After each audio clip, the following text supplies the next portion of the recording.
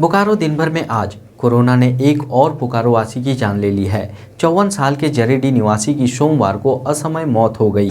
देंगे पूरी जानकारी बस कुछ ही देर में। बीटीपीएस, कथारा, फूसरो और जरेडी के होटलों और दुकानों पर प्रशासन की क्यों गिरी गाज, इसकी भी चर्चा करेंगे। नमस्कार, बोकारो दिन भर में आपका स्वागत है। मैं अजय राज। बोकारो की खबरों में झारखंड मुक्ति मोर्चा ने भाषा विवाद पर पार्टी के रुख को स्पष्ट करने की कोशिश की। चलेंगे प्रेस वार्ता में। गोमिया के ललपनिया के युवक को गोली मारकर जख्मी करने की खबर पर भी बात होगी। पिंजराजोरा के चौरा बस्ती में चोरों की घटना भी खबरों में होगी। सरस्वती पूजा को लेकर शांति समिति की हुई बैठक में हुए फैसले की भी चर्चा करेंगे। ओमिक्रॉन और कोरोना की भी बात करेंगे। चर्चा और भी खबरों पर होगी, लेकिन उससे पहले जान लेते हैं देश दुनिया का हाल। भारत में पिछले 24 घंटों में कोरोना के नए मामलों में कमी देखी गई है। बुधवार को एक दिन में देश में 1,61,000 नए मामले सामने आए। हालांकि इस दौरान 1733 लोगों को कोरोना से जान गंवानी पड़ी। अब ओमिक्रॉन का एक नया सब वेरिएंट BA.2 सामने आया है। विश्व स्वास्थ्य संगठन के अनुसार यह बहुत तेजी से संक्रमण फैला रहा है और इसके पीड़ित दुनिया के 57 देशों में मिले हैं। केंद्रीय स्वास्थ्य मंत्रालय ने राज्यों से कहा है कि 15 से 18 साल के किशोरों की कोरोना वैक्सीन की दूसरी डोज का वक्त आ गया है। इसलिए समय रहते सभी को दूसरी खुराक देने के लिए बुनियादी सुविधाओं को तेजी से दुरुस्त किया जाए। झारखंड के धनबाद में बंद पड़े कोयला खानों में अवैध खनन के दौरान 3 खदानों के धंसने से 15 से ज्यादा लोगों की मौत की खबर है। हालांकि अभी तक 5 लोगों की मौत की पुष्टि की गई है। सप्ताह के तीसरे दिन सेंसेक्स 695 अंक बढ़ी और निफ्टी 203 अंक बढ़कर हुआ बंद। सोने की कीमत सामान्य बनी रही तो वहीं चांदी का कीमत भी 500 रुपए प्रति किलोग्राम गिरी। अब एक नजर आपके राज्य झारखंड की 3 बड़ी खबरों पर। फार्मेसी काउंसिल ऑफ इंडिया ने झारखंड के 12 फार्मेसी संस्थानों को नियम और शर्तों का अनदेखा करने का दोषी पाया है और उनके खिलाफ कार्रवाई की है। इनमें से 6 की मान्यता को साल 2022-23 सत्र के लिए रद्द कर दिया गया है। साथ ही 6 फार्मेसी संस्थान के विभिन्न कोर्स की सीटें घटा दी हैं। झारखंड में स्कूल खोलने के बाबत राज्य के मुख्य सचिव ने शिक्षक और बच्चों के लिए गाइडलाइंस जारी किया है, जिसके तहत स्कूलों और संस्थानों में किसी भी प्रकार के सांस्कृतिक कार्यक्रम के आयोजन पर पाबंदी रहेगी और क्लास में शिक्षक और छात्र दोनों को मास्क पहनना होगा। झारखंड और नागपुरी जगत के स्टार कलाकार बंटी सिंह का बुधवार को रांची के एक अस्पताल में निधन हो गया। वो भी तो कई दिनों से सांस की तकलीफ से जूझ रहे थे। तो यह थी देश दुनिया और झारखंड की खबरें। अब नजर डालते हैं बोकारो के 9 प्रखंडों में से कुछ प्रखंडों की खबरों पर जो आज सुर्खियों में बनी रही। कोरोना ने एक और बोकारोवासी की जान ले ली है। जरेडी के रहने वाले 54 साल के एक पुरुष को 30 जनवरी को सांस फूलने, बुखार और अन्य कोरोना के लक्षणों के साथ PMCH धनबाद में भर्ती कराया गया था, जहां 31 जनवरी को सांस की विफलता या रेस्पिरेटरी फेल्यूर की वजह से उनकी मौत हो गई। इस असमय मृत्यु से कोरोना के वजहों से जान गंवाने वाले बोकारोवासियों की संख्या 298 हो गई है। इसलिए कोरोना की कम होती रफ्तार के आधार पर ऐसा समझना कि कोरोना अब खत्म हो रहा है घातक हो सकता है। इसलिए हमें अभी जरा भी लापरवाह होने की गुंजाइश नहीं है और इसके साथ कोरोना नियमों का पालन करते हुए अगर वैक्सीन न लगा हो तो हमें जल्द से जल्द वैक्सीन लगवा लेना है। जहां तक बोकारो जिले में कोरोना के रफ्तार की बात है, मंगलवार को आई सरकारी आंकड़ों के अनुसार सोमवार और मंगलवार के बीच 24 घंटों में बोकारो जिले में 19 नए कोरोना संक्रमित पाए गए और जिले में मंगलवार को एक्टिव कोरोना मामलों की संख्या घटकर 256 रही और उस दिन बोकारो में 38 लोगों ने कोरोना को मात भी दिया। बोकारो जिले के BTPS, कथारा, फूसरो और जरेडी के होटलों और दुकानों पर तंबाकू नियंत्रण नियमों का उल्लंघन करने पर प्रशासन ने जुर्माना लगाया है।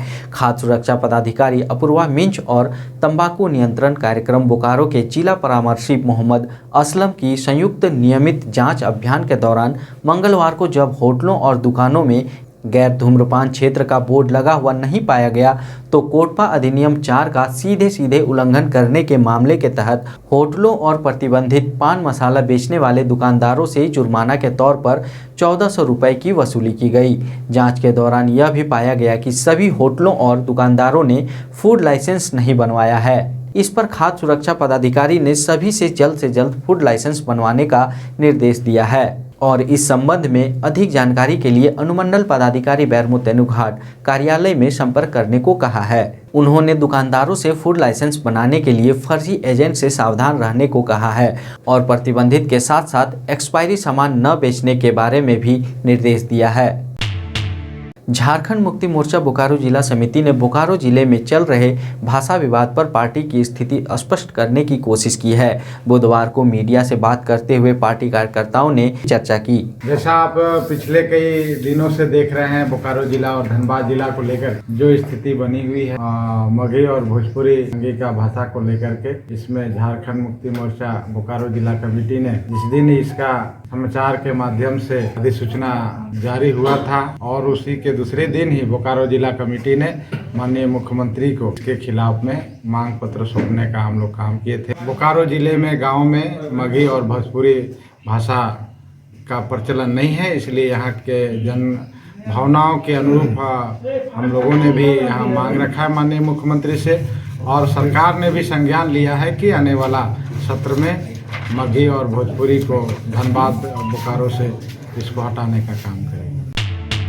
बोकारो जिले के गोमिया प्रखंड में ललपनिया के लुगु पहाड़ से निकलने वाली छरछरिया नाला से लगे जंगल में रोजाना की तरह घूमने गए एक युवक को अपराधियों ने मंगलवार को गोली मारकर बुरी तरह घायल कर दिया। खबर मिलते ही युवक को घायल अवस्था में टीटीपीएस अस्पताल लाया गया, जहां चिकित्सकों ने प्राथमिक उपचार के बाद युवक को रांची रिम्स रेफर कर दिया। चिकित्सकों के अनुसार पीठ पर दाहिनी और नीचे एक गोली लगी है और युवक की हालत स्थिर बनी हुई है। बेरमो डीएसपी सतीश चंद्र झा ने कहा है कि पूरे मामले की छानबीन की जा रही है और जल्द ही अपराधी गिरफ्तार भी होंगे।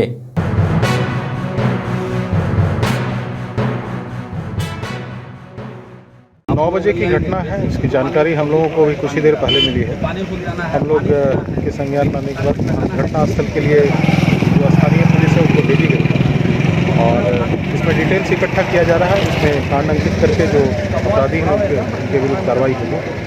अभी इससे ज़्यादा अभी कुछ विस्तार में कुछ जानकारी है नहीं जो आपको दिया जाए। पिंडराजोरा थाना के चौरा बस्ती में बीती रात एक बंद घर में चोरों ने हाथ साफ कर दिया।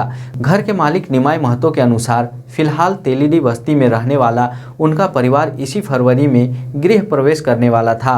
हर रात वे यहां सोने आया करते थे, पर कल रात किसी कारण ऐसा नहीं हो सका और सुबह जब वे आए तो पाया कि ट्रैक्टर की बैटरी, टीवी सहित घर के कुछ सामान गायब हैं और घर में रखे करीब 15,000 रुपये भी नदारत हैं। और उनकी नज़र जब घर के टूटी खिड़की पर पड़ी तो उन्हें समझते देर नहीं लगी कि उनके घर में चोरी हो गई है और अपराधी घर की खिड़की तोड़कर घर में घुसे थे। पिंडराजोरा पुलिस ने मामले की जांच शुरू कर दी है।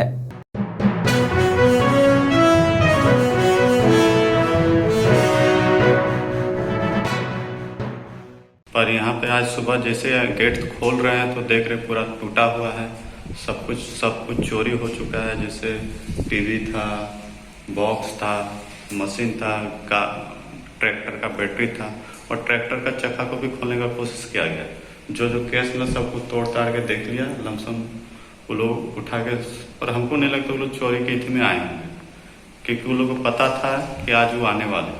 तो आज फिलहाल में हम घर में ही रह गए और हम घर नहीं घुसे। उस अवस्था में जो मिला वो लोग उठा के ले गए। 15,000 रुपया था तो देखो वो भी चला। पुलिस को हम फोन कर दिए हैं 1 घंटा तक। बोकारो के पेटरवार थाना में सरस्वती पूजा को लेकर शांति समिति की हुई बैठक में वीडियो शैलेंद्र चौरसिया और थाना प्रभारी पूनम कुजूर ने सरस्वती पूजा विसर्जन के दौरान डीजे और अश्लील गाने नहीं बजाने, प्रतिमा नदी के बजाय पोखर में विसर्जित करने, कमेटी के सदस्यों का नाम, मोबाइल नंबर देने सहित कई आवश्यक दिशा निर्देश दिए। साथ ही इस बार कोरोना महामारी के चलते सरस्वती पूजा के अवसर पर लगने वाले बुंडू मेला को स्थगित किया गया है। थाना प्रभारी पूनम कुजूर ने बताया कि हुड़दंगी पर कड़ी नजर रखी जाएगी। बैठक में उपस्थित सदस्यों ने प्रशासन को सहयोग किए जाने का भरोसा दिलाया। शांति समिति को लेकर के आज हमारे उपायुक्त महोदय के निर्देश के आधार पर हम लोगों ने सभी प्रखंड में थाना परिसर में शांति समिति की बैठक रखी गई है। सरस्वती पूजा के शुरू से क्या दिशा निर्देश दिए गए? यहाँ पे अभी तक का जो इतिहास रहा है, जैसे यहाँ के सभी गणमान्य लोगों ने बताया है कि यहाँ पर शांतिपूर्वक रूप में ही यहाँ पे सारे त्यौहार मनाए जाते हैं। कहीं कोई आज तक का पुराना रिकॉर्ड ऐसा विवाद नहीं। जिला निर्वाचन पदाधिकारी सह उपायुक्त कुलदीप चौधरी ने मंगलवार को बोकारो के सेक्टर 1B स्थित ईवीएम वेयर हाउस यानी गोदाम का निरीक्षण किया, जिसके दौरान उपायुक्त ने वेयर हाउस के विधि व्यवस्था से जुड़े जरूरी पहलुओं की जांच की। आपको बता दें कि जिला निर्वाचन पदाधिकारी को हर महीने बाहर से एवं हर 3 महीने पर अंदर से ईवीएम वेयर हाउस का निरीक्षण करना होता है और इस बाबत एक रिपोर्ट राज्य निर्वाचन विभाग को भी देनी होती है। अब जान लेते हैं बोकारो जिले का तापमान। मौसम विभाग के अनुसार आज का अधिकतम तापमान 27 डिग्री सेल्सियस और न्यूनतम तापमान 13 डिग्री सेल्सियस रिकॉर्ड किया गया। आज का कमेंट ऑफ द डे मुकर्रम द्वारा किया गया है, जिन्होंने 1 फरवरी के बोकारो दिन भर कार्यक्रम में बोकारो टाइम्स के यूट्यूब चैनल पर ये कमेंट किया था। उन्होंने कहा है कि बोकारो प्लांट विजिट करने के रूल डिटेल में बताइए तो कृपया होगी। मुकर्रम जी, सबसे पहले तो हमारे साथ जुड़े रहने के लिए आपका बहुत बहुत धन्यवाद। और मैं आपको बताऊं कि आपका यह सुझाव हमें बहुत अच्छा लगा। बोकारो स्टील प्लांट में स्टील कैसे बनती है, इसे अपने आंखों से देखने की लालसा तमाम लोगों में होती है। प्लांट भ्रमण के क्या नियम हैं, आपके सुझाव पर अमल करते हुए इस विषय पर हम जल्द ही एक कार्यक्रम पेश करेंगे। अपने सवाल, सुझाव और सूचना के साथ हमारे साथ बने रहें। एक बार फिर आपका धन्यवाद। आप अपने आसपास की घटनाएं और समस्याओं को हमें व्हाट्सएप कर सकते हैं। हमारा व्हाट्सएप नंबर है 9334210302। इसी तरह बोकारो के तमाम खबरों को जानने के लिए आप हमारे चैनल बोकारो टाइम्स को लाइक करें, सब्सक्राइब करें और शेयर करें। फिर मिलेंगे बोकारो दिन भर में सोमवार से शुक्रवार रात 8 बजे। तब तक के लिए नमस्कार। बने रहें TheTimesMedia.com पर। आप हमें फेसबुक और यूट्यूब पर भी देख सकते हैं।